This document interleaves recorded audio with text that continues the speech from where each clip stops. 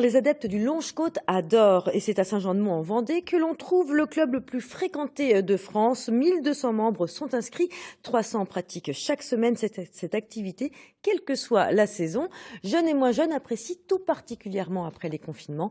Découverte avec Boris Vioche et Lola Marotte.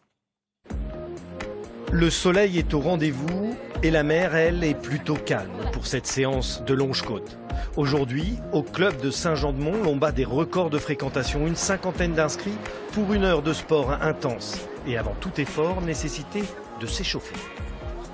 On étire un petit peu l'arrière de la cuisse droite. Vous allez pouvoir planter le talon droit, relever les pointes de pied vers vous au maximum. Et penchez-vous en avant, allez chercher vos pointes de pied, rentrez la tête. Direction l'eau pour Françoise et ses amis. Et c'est parti.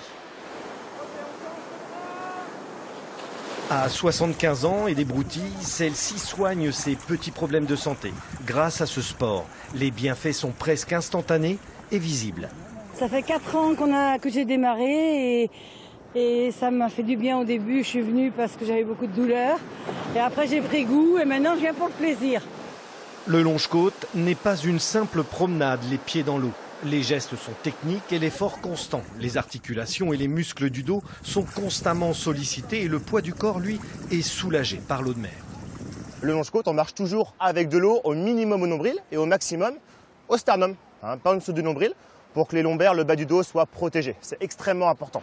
Retrouver sa forme physique pour certains, combattre ses angoisses de l'eau parfois, pour d'autres, ce sport permet de repousser ses limites en toute sécurité. L'eau de mer devient votre allié dans l'effort. Alors dans l'eau, on pèse en moyenne 2 fois moins son poids.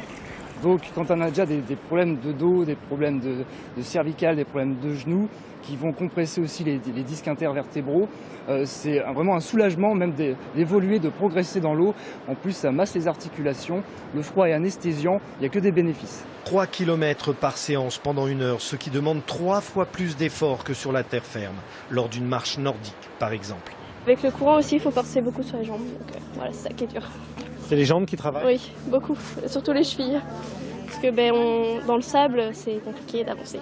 Alors moi, je suis la plus vieille du club. Je ne sais pas nager. Et donc quand il y a des vagues, c'est chaud.